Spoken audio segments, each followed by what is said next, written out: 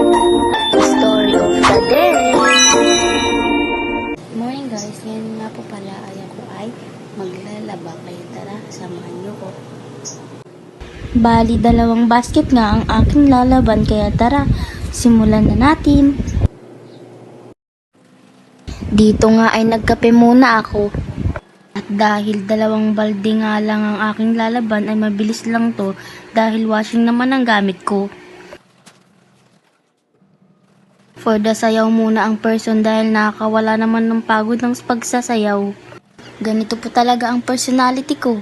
Kahit walang tugtog ay nasayaw. Parang baliw lang. At ayan na nga ay hinihiwalay ko na ang mga damit at hinaharap ko ang mga nakatalikod. At syempre, alangan italikod ang nakaharap. Ganito nga po laging aking setup at kada 5 araw ay naglalaba ako dahil nga po mabilis maubos ang aming damit dahil nga 5 kaming katao dito sa bahay. Ilang saglit nga lang ay sumakit agad ang likod ko. Pero for the sayaw pa din para naman mawala ang pagod ko. Diyan nga ay chinat kong mister ko kung nakadating na siya sa trabaho niya. And so, for the sayaw pa din, in the boom, sa dun, boom, Sumipit na tayo magbanlang. Linis ba? Diyan nga po pala ay nilagay ko muna ang aking huling papaikutin na damit dahil nga po ay kinuha ko na itong unang babanlawan at una kong nasalang kanina.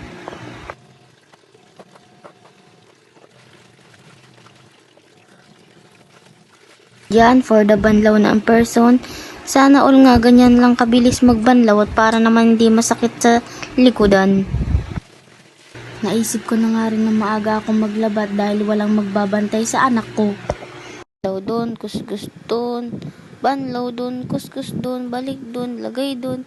Yan lang naman ang sistema ko dyan. Sakit nga lang sa likod. Dapat ay carry lang yan. Go, go, go!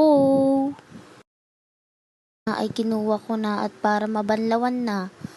Dahil last na nga yan, nilagay ko na nga rin sa dryer ang una kong binanlawan. Nilagay ko na lahat.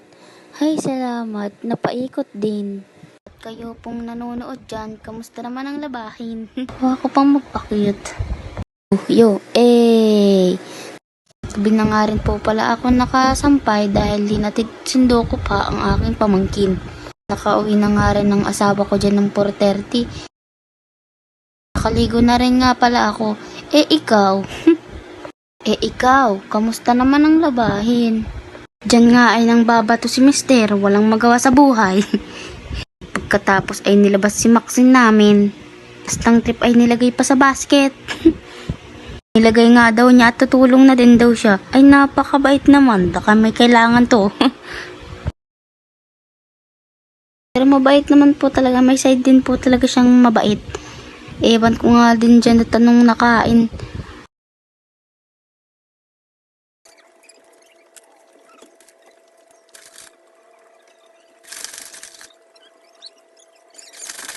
Yabang porket matangkad lang siya.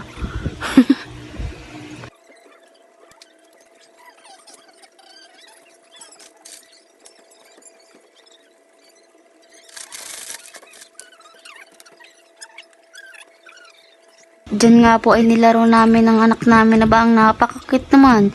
Himalang at hindi naiyak. Walang topak yan.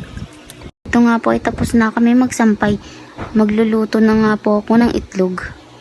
Tipid days nga muna kami dahil baka magalit sa akin si Commander. Dito? Dito na. Hello guys! Why guys to my mama's back? Hindi naman. At dyan nga pala sabi na naman niya siya na lang nga daw ang magluto. Maxine!